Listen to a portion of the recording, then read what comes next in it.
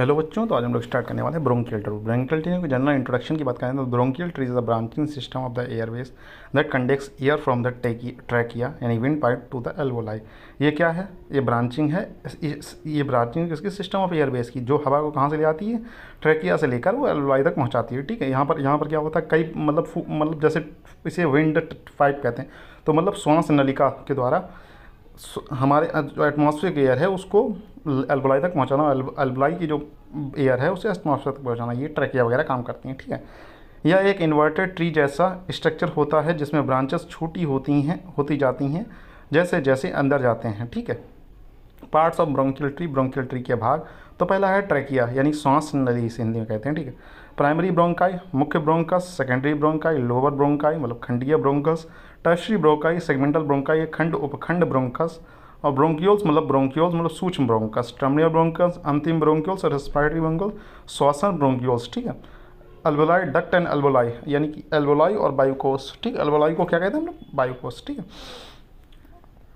Trachea की बात करेंगे। ठीक है, अब सबको हम लोग धीमे धीमे डिटेल में पढ़ेंगे। ठीक है, सबसे पहले बात करते हैं ट्रैकिया को। ट्रैकिया एक ट्यूब है जो लायरिंग्स से स्टार्ट होकर T5 के लेवल तक जाकर राइट और लेफ्ट प्राइमरी ब्रोंकाई में डिवाइड हो जाता है। इसकी बॉल्स में कार्टिलेजस रिंग्स होती हैं जो इसे ओपन रखती हैं। ठीक है, निमोनिक्स की बात करें, T for tube, trachea is a main air conducting tube. तो निमोनिक्स की याद करो, T for tube, trachea is a main conducting tube which started from the larynx and and at the T5। Simple भाषा में आप इतना लिख सकते हैं। प्राइमरी ब्रोंकाई की बात करें तो प्राइमरी ब्रोंकाई में ट्रैकिया टू मेन ब्रांचेस में डिवाइड होता है। Trachea divides into two branches, right primary bronchus, left primary bronchus. अब राइट ब्रोंकस और लेफ्ट ब्रोंकस की बात करें, shorter, bridal and more vertical foreign bodies यहाँ ज़्यादा फंसा होता है। मतलब यहाँ पर राइट ब्रोंकस में ज़्यादा इन्फेक्शन होने के चांसेस होते हैं क्योंकि ये छोटा होता है। Left bronchial long and more horizontal, ये लॉन्ग होता है लेकिन ज़्यादा हॉरिजॉन्टल होता है। ठीक है, ये शॉर्ट होने की वजह से अधिकतर राइट लंग में इन्फेक्शन होने के ज़्यादा चांसेस रहते हैं। ठीक है, mnemonics, right is rigid, right bronchus is rigid straight and wider. Right bronchus कैसा है? स्ट्रेट है, रिजिड है, स्ट्रेट है और वाइडर है। ठीक है, थोड़ा मोटा होता है, इसलिए मोटा होता है, थोड़ा सा छोटा होता है। ठीक है, इसका जो ट्यूब वाला पार्ट होता है, तो यह इसलिए यहाँ पर इन्फेक्शन होने के चांसेस ज़्यादा रहते हैं। ठीक है, सेकेंडरी और लोअर ब्रोंकाई की बात करें तो प्राइमरी ब्रोंकाई लंग्स के अंदर जाकर लोब्स में डिवाइड हो जाते हैं। राइट लंग्स के 3 लोब्स यानी सेकेंडरी ब्रोंकाई में चेंज होते हैं। लेफ्ट लंग के 2 लोब्स, 2 सेकेंडरी ब्रोंकाई मतलब राइट वाले 3 सेकेंडरी ब्रोंकाई होते हैं और लेफ्ट वाले के 2 सेकेंडरी ब्रोंकाई होते हैं। सिंपल। R3L2, राइट लंग्स है 3 लोब्स और लेफ्ट लंग है 2 लोब्स। लोब्स भी यहाँ से याद हो जाएंगे, जितने लोब्स उतने ब्रोंकाई में डिवाइड होते हैं। ठीक है, राइट के अंदर 3 हैं तो तीन सेकेंडरी ब्रोंकाई हो गया, लेफ्ट के अंदर 2 लोब्स हैं तो 2 सेकेंडरी ब्रोंकाई में डिवाइड हो गया। सिंपल भाषा में हम लोग बात करेंगे टर्शरी और या सेगमेंटल ब्रोंकाई। हर सेकेंडरी ब्रोंकस और छोटी में डिवाइड होती है जो ब्रोंकोपल्मोनरी सेगमेंट्स को सप्लाई करता है। राइट लंग में 10 सेगमेंट होते हैं, लेफ्ट लंग में 8 से 10 सेगमेंट होते हैं, मतलब दोनों में 10 सेगमेंट होते हैं। ठीक है, सेगमेंट दोनों के बराबर होते हैं। राइट में भी 10 सेगमेंट होते हैं और लेफ्ट में भी 10 सेगमेंट्स होते हैं। तो ठीक है, जहाँ पर ये जो टर्शरी ब्रोंकाई होते हैं वो दोनों के बराबर होते हैं। कभी कभी अगर MCQ बहुत अच्छा पूछना हुआ कि देखो आपसे पूछ लेगा लोब्स तो अलग अलग होते हैं, लेकिन पूछ लेगा अगर टर्शरी ब्रोंकाई कितने तो दोनों की मिनट संख्या 10 होती है। Each segment has a tertiary, each segment are tertiary branch sent, मतलब हर सेगमेंट को एक टर्शरी ब्रांच होती है। तो मतलब कितनी टर्शरी ब्रोंकाई होती हैं? 10। कितनी सेकेंडरी ब्रोंकाई होती हैं? सेकेंडरी ब्रोंकाई किससे? राइट के लिए 3 और लेफ्ट के लिए 2। ठीक है, सिंपल भाषा में इस तरीके से कर सकते हैं। R2L3 और इधर साइड टर्शरी 10-10 दोनों में। ठीक है, अब बात करते हैं ब्रोंक्यूल्स। जब ब्रोंकस की वॉल से कार्टिलेज गायब हो जाता है तब वो ब्रोंक्यूल्स बन जाते हैं। ठीक है, अब ब्रोंकस जो ब्रोंकस ऊपर से आ रहा है जिसमें कार्टिलेज रिंग चल रही थी, वो वहाँ से अगर कार्टिलेज रिंग हट जाए जहाँ पर से, ये और छोटी ब्रांचेस होती हैं और दे लैक कार्टिलेज। ठीक है, टाइप्स की बात करें, टर्मिनल ब्रोंक्यूल्स और respiratory bronchioles. Bronchi bronchioles no bone और कार्टिलेज, इसमें क्या होता है? कार्टिलेज नहीं होगी। ठीक है, जिनमें कार्टिलेज, देखो यहाँ तक कार्टिलेज हम लोग चल रहे थे, बोन्स टर्शरी तक हम लोग कार्टिलेज, जैसे ही वो कार्टिलेज गायब हुई वैसे वो ब्रोंक्यूल्स हो गए। ठीक है, ये 2 टाइप्स के होते हैं, एक टर्मिनल ब्रोंक्यूल्स और एक रेस्पिरेटरी टर्मिनल ब्रोंक्यूल्स क्या होते हैं? ये ब्रोंक्यूल्स आगे जाके खत्म हो जाते हैं। ठीक है, रेस्पिरेटरी ब्रोंक्यूल्स क्या करते हैं? ये अल्वेओलर डक्ट को पूरा मतलब अपने अंदर समाये रखेंगे, यहाँ पर से एक्सचेंज ऑफ गैसेस होगा। ठीक है, वो हम लोग आगे देखते हैं, ठीक है। टर्मिनल ब्रोंकियोल्स की बात करें, ये कंडक्टिंग पार्ट का लास्ट पोर्शन होता है, इसके बाद रेस्पिरेटरी पोर्शन स्टार्ट होता है, ठीक है।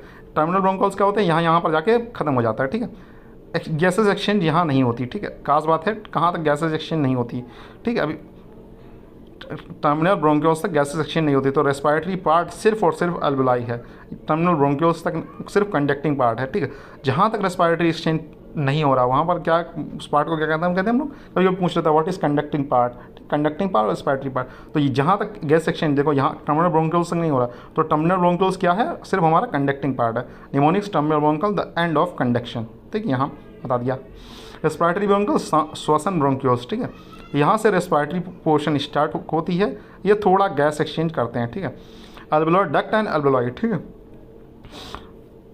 ठीक है। अल्वेओलर डक्ट एंड अल्वेओलाई, ठीक है, ये मेन होता है। Respiratory bronchioles, alveolar duct, alveolar sacs, alveoli. Respiratory bronchioles होते हैं, उनके नीचे एक थोड़ा सा, ठीक है, अल्वेओलाई बहुत सारी इकट्ठी होगी हो तो अल्वेओलर डक्ट बनाएंगी, फिर अल्वेओलर सैक्स बनाएंगी, फिर पूरा अल्वेओलाई। अल्वेओलाई में गैस एक्सचेंज होता है O2 इन CO2 आउट, ठीक है, mnemonic. Alveoli air in air out, hand out, ठीक है। अब पूरे को हम लोग डिटेल में पढ़ते हैं, ठीक, पूरे को। ऑर्डर स्ट्रक्चर हिंदी नेम देखो, सबसे पहले क्या हमने पढ़ी थी, ट्रैकिया। ट्रैकिया मतलब श्वास नली, मेन एयरवे था, ठीक है।